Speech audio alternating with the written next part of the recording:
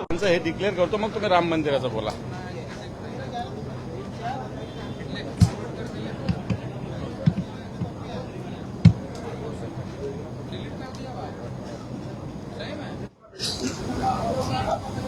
उद्या होणाऱ्या विधान परिषदेच्या उपसभापती पदाच्या निवडणुकीसाठी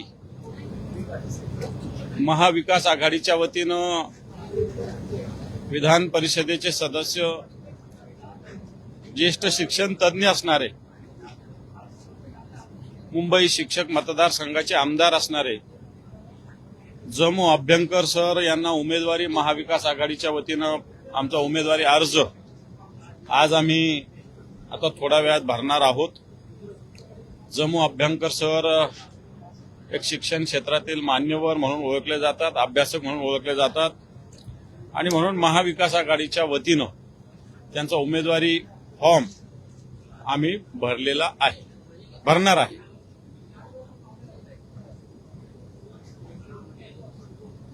अर्ज भरत आहात, मात्र दुसरीकडे महायुती आहे. तुम्हाला वाटतं तुमचं देखील संख्याबळ इतकं पुरेसं आहे? हे पण संख्याबळ नसलं म्हणून निवडणूक लढू नये अशातला काही भाग नाही. आम्हाला जाणीव आहे आमची संख्या कमी आहे. कमी नाही, खूप कमी आहे. म्हणजे 14-15 जण आम्ही. पण लोकशाहीत निवडणुका लढल्या पाहिजे म्हणून आम्ही फॉर्म भरतोय. एक राजकीय पक्ष, राष्ट्रवादी शरदचंद्र पवार पक्षाचे काही आमदारांचं म्हणणं आहे की आपण काँग्रेस सोबत गेलं पाहिजे, तर काही आमदारांचं म्हणणं आहे की आपण एनडीए सोबत सामील झालो. तुमचं शिवसेना म्हणून काय मत आहे की जर ते काँग्रेस सोबत आले, काही एनडीए सोबत गेले, तर मग तुमच्यामध्ये कसं म्हणजे? मला असं वाटतं बाजारात ज्या तुरी जाणार त्याच्याविषयी आत्ताच बोलणं योग्य होणार नाही. कोणी ऑफिशियल अशा पद्धतीनं मत व्यक्त केलं तर मला असं वाटतं आम्हालाही ऑफिशियल मत व्यक्त करता येईल. तेव्हा ज्याचा त्याचा विचार ज्याचा त्याचा असू शकतो. शरद पवार साहेबांचं नेतृत्व मोठं नेतृत्व आहे. तेव्हा मला असं वाटत नाही की ते इकडं कोणाबरोबर, इकडे एनडीए असेल किंवा काँग्रेस असेल यांच्यासोबत जातील. काँग्रेस आणि शरद पवार साहेबांचा पक्ष आता आम्ही तर एकत्र लोकसभेमध्ये आहोत, विधानसभेत आहोत, राज्यात आहोत, देशात आहोत. पण हा या विचाराला किंवा या विषयावर चर्चा व्हायला सुरुवात खासदार संजय राऊत यांनी जी सुरुवात केली त्यानंतर या सगळ्या घडामोडी घडतायत अशी चर्चा आहे. संजय राऊतांनी शिवसेनेला, माफ करा, राष्ट्रवादीला तो सल्ला दिला होता, त्यातून हा सगळा विचार पुढे आलाय असं बोललं जातं. संजय राऊत साहेब हे शिवसेनेचे नेते आहेत आणि जर त्यांचा सल्ला ऐकून जर काम करायला लागले तर मला असं वाटतं आम्हाला तर चांगलंच वाटेल. परंतु असा काही संजय राऊत साहेब कोणाला सल्ला देण्याचा मला नाही वाटत काही प्रश्न निर्माण होतो. संजय राऊत साहेब शिवसैनिकांना शिवसेनेला देतील, बाकीच्यांना सल्ला द्यायचा काही प्रश्नच निर्माण होतो.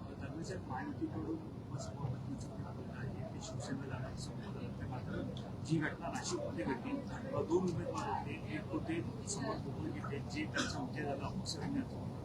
हीच घटना परिषदेमध्ये महायुतीमध्ये घडेल असं वाटतं? मला असं वाटत नाही. ती निवडणूक एक अपवाद होता.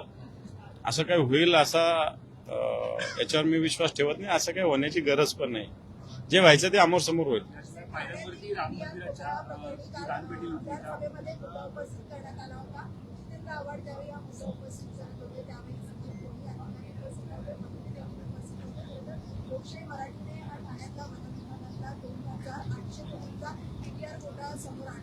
मला वाटतं परिषदेमध्ये 4 दिवसापूर्वीच हा विषय मीच स्वतः 289 सूचनेच्या अन्वये आणलेला होता.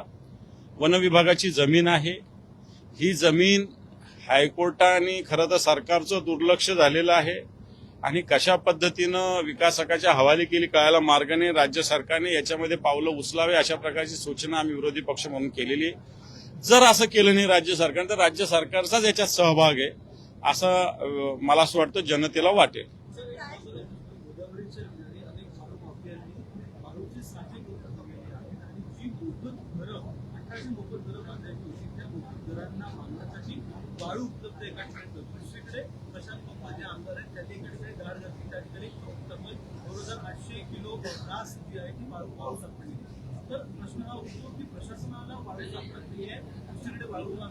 हे प्रशासन, विशेषतः महसूल खातं आणि पोलीस खातं यांच्या लाग्या बांध्यामुळेच इनलिगल अनधिकृत वाळूचे साठे होतात. प्रशासनाला ही माहिती असतं. दिवसा वाळू वाहतुकीचा परवाना असतो, रात्री वाहतूक करता येत नाही, परंतु पोलिसाच्या आशीर्वादानं रात्री वाहतूक होते. महसूलचे अधिकारी सुद्धा झोपलेले असतात. आणि म्हणून मला असं वाटतं हा विषयावर बोलून हा विषय इतका गेला आहे की आता या गोष्टी बरं झालं प्रशांत भाऊ मी सत्ताधारी पक्षाचे आमदार आहे, बाकीचे बोलले असते तर आम्ही काहीतरी बोलतो असं झालं असतं. त्यामुळे मला असं वाटतं प्रशासनाच्या डोळ्यात हे अंजन आहे. दुसरं, आम्ही आज राम मंदिराच्या दानपेटीच्या विषयी आंदोलन केलेलं आहे. राम मंदिरासाठी लोकांनी 1-1 रुपया जमा करून राम मंदिर बांधलेलं आहे, परंतु याच्या दानपेटीमध्ये कोट्यवधी रुपयाचा घोटाळा होतोय. मुख्य आरोप याच्यात सोडले जातात. छद्म हिंदुत्ववादी म्हणता येईल. हिंदुत्ववाद, बोगस हिंदुत्ववाद याच्यातून दिसतो. रामाच्या नावाने मत मागायचे, रामाच्या नावाने मंदिर बांधायचं, मंदिर आम्ही बांधलं सांगायचं आणि त्याच मंदिरात चोऱ्या करायच्या, डाक्या घालायच्या.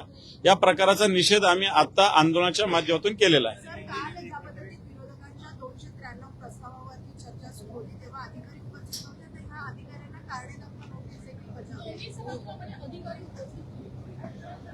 मला असं वाटतं मुख्यमंत्र्यांनी प्रत्येक याच्यात रोस्टर दिलेलं आहे. मंत्री असावे, अधिकारी असावे. जर ते पाळलं जात नसेल तर मला असं वाटतं बेमुरवत खोरपणा अधिकाऱ्यांचा वाढला असंच म्हणावं लागेल. थँक्यू.